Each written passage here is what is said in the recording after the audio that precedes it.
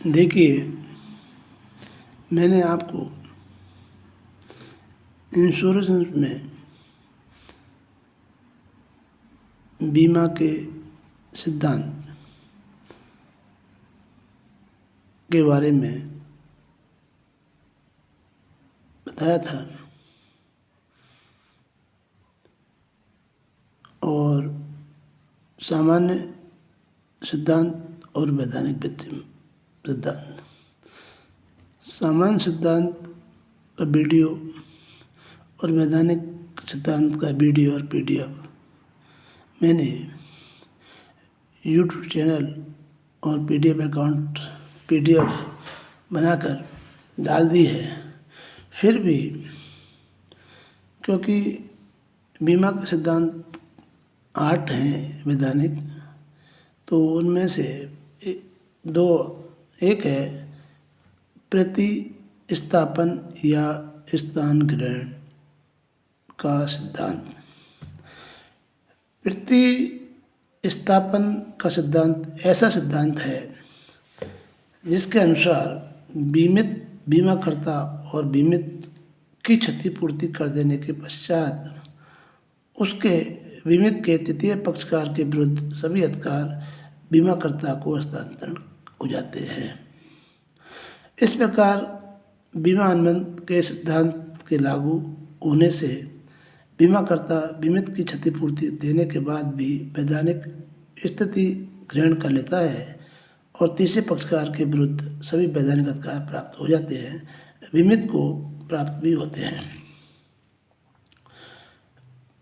Professor डेंसेल के अनुसार प्रतिस्थापन के सिद्धांत की परिभाषा करते हुए लिखा है कि बीमाकर्ता का बीमित के तृतीय पक्षकार के विरुद्ध अधिकारों से प्राप्त होने वाले लाभ का अधिकार है, उसे बीमित द्वारा उठाई जाने वाली हानि को पूरा करने के बाद भी प्राप्त होता है।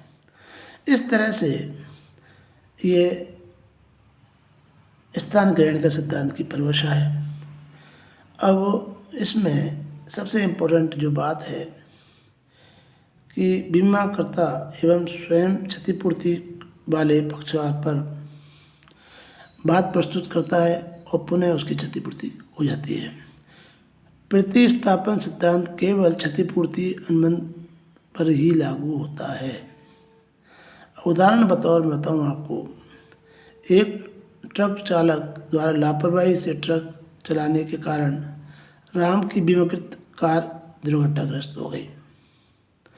यह बीमा कंपनी राम की क्षतिपूर्ति करने के बाद में राम के स्थान पर ही लेगी।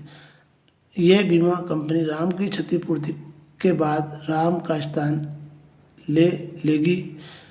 बीमा कंपनी राम के सभी अधिकारों के लिए ट्रक मालिक के विरुद्ध बात प्रस्तुत करके पुनः क्षतिपूर्ति कर सकता है।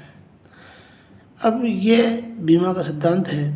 इसमें प्रतिस्थापन सिद्धांत की कुछ सिद्धांत भी हैं, कुछ कंडीशन हैं। कंडीशन निम्न प्रकार से हैं। प्रतिस्थापन सिद्धांत स्वतः लागू होता है और दूसरा है क्षतिपूर्ति अनुबंध पर ही लागू होता है। तीसरा है क्षतिपूर्ति कर दी जाती है और चौथा है बीमित के नाम का ही उपयोग करना पड़ता है। बीमाकर्ता इस अधिकार का प्रयोग कर उस सीमा तक क्षतिपूर्ति प्राप्त कर सकता है जिसमें बीमित की क्षतिपूर्ति हुई हो। देखिए बंधु, गैर क्षतिपूर्ति वस्तु पर बीमाकर्ता का अधिकार होता है। फिर है नेक्स्ट है बीमाकर्ता किसी भी दिशा में बीमित के अधिकारों से अधिकार प्राप्त नहीं कर सकता। और नेक्स्ट है क्षतिपूर्ति राशि अधिक प्राप्त कर लेता है तो बीमित राशि का अधिकार भी होता है। इस तरह से ये बीमा का सिद्धांत जो है उस पर अपन ने डिस्कस किया। आप देखेंगे कि प्रतिस्थापन ग्रहण का सिद्धांत यहाँ पर होता है। फिर है नेक्स्ट जो सिद्धांत है अंशदान का सिद्धांत। देखिए, जब बीमा की बात चल रही है तो अपन इस चैप्टर को आज ख़त्म कर देंगे और आपको सबसे इम्पोर्टेंट बात है कि अंशदान का सिद्धांत। यह सिद्धांत जीवन बीमा को छोड़कर सभी बीमाओं पर लागू होता है। अंशदान का जो सिद्धांत है ये only for not apply life insurance, all insurance as per rules allow. अंशदान का सिद्धांत ये बताता है यदि कोई बीमित किसी एक ही वस्तु का बीमा 2 बार से अधिक बीमाकर्ता से करवा लेता है तो उसकी क्षतिपूर्ति, तो जब तक उस बीमा की वस्तु स्थिति की क्षतिपूर्ति होती है तब तक उसकी क्षतिपूर्ति का दायित्व सभी बीमाकर्ताओं पर उनके द्वारा किए गए बीमा पत्रों की राशि के अनुपात में होता है। अब इसी प्रकार से यह कह सकते हैं निष्कर्ष बतौर, अंशदान का सिद्धांत क्षतिपूर्ति करने वाले बीमाकर्ता को दूसरी क्षतिपूर्ति के लिए उत्तरदायी बीमाकर्ता को कुछ अधिकार दिलवाता है। अब इसके बीमा के जो अंशदान के सिद्धांत में निम्न बात होती है, बीमित व्यक्ति एक का ही होना है। सभी बीमा पत्रों की विषय वस्तु वही होनी चाहिए, अर्थात एक विषय वस्तु का भिन्न भिन्न बीमाकर्ताओं से बीमा करवाना होना चाहिए। सभी बीमा पत्र बीमा योग्य हित होते हैं। सभी बीमा पत्रों के अंतर्गत बीमा के क्षति कारणों से कारण और जोखिमों बीमाकृति को परिणाम स्वरूप क्षति हुई हो। 5 है क्षति बीमा पत्रों की अवधि में होनी चाहिए। बीमा पत्रों की अवधि में ही क्षतिपूर्ति होनी चाहिए, एक समय होना चाहिए, और क्षतिपूर्ति बीमा अनुबंध में ही अंशदान का सिद्धांत लागू होता है, जीवन बीमा में नहीं। और बीमा पत्र वैधानिक रूप से होने चाहिए। और नेक्स्ट है अंशदान का सिद्धांत दोहरे बीमा या पुनः बीमा की दिशा में लागू होता है। इस तरह से निम्न बातें अंशदान के सिद्धांत में है। और इसके बाद में अपन जो है फिर बात करेंगे निकटतम कारणों का सिद्धांत। आप लोगों ने बीमा की वस्तु को जिन कारणों से क्षति हो सकती है उस पर मोटे तौर पर 2 भागों में विभाजित कर सकते हैं, बीमाकृत कारण और अन्य कारण। बीमाकृत कारण वह कारण है जिसमें सुरक्षा पाने के लिए बीमा करवाया है, बीमाकृत कहलाता है। इस कारण से बीमा अवधि में बीमा की विषय वस्तु को कोई भी हानि पहुंचती है तो बीमाकर्ता उस क्षतिपूर्ति के लिए बाध्य हो सकता है, बाध्य किया जा सकता है। अन्य कारणों में मैं बता आपको कि बीमाकृत कारणों के अतिरिक्त अन्य सभी कारण इसी श्रेणी में आते हैं।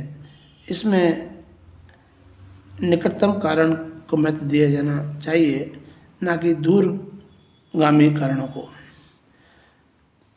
रखना चाहिए। कारणों के कारण ही कानून से कोई संबंध नहीं होता। अतः ये कह सकते हैं कि निकटतम कारणों से आशय ऐसे कार्यशील या प्रभावपूर्ण कारणों से होता है जो उन घटनाओं की श्रृंखला को गति देता है, प्रदान करता है, जो नए एवं स्वतंत्र स्रोतों से प्रारंभ होकर बिना किसी हस्तक्षेप के दक्षतापूर्ण कार्य करते हुए परिणाम उत्पन्न करता हो।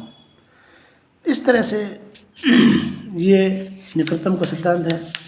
इसमें भी कुछ कारक निर्धारण होते हैं। यदि कोई हानि के पीछे एक ही कारण है तो निकटतम कारण माना जाएगा। उदाहरण बतौर यदि मकान का अग्नि बीमा करवाया तो क्षतिपूर्ति होने पर क्षतिपूर्ति होने पर बीमा कंपनी को क्षतिपूर्ति करनी पड़ेगी।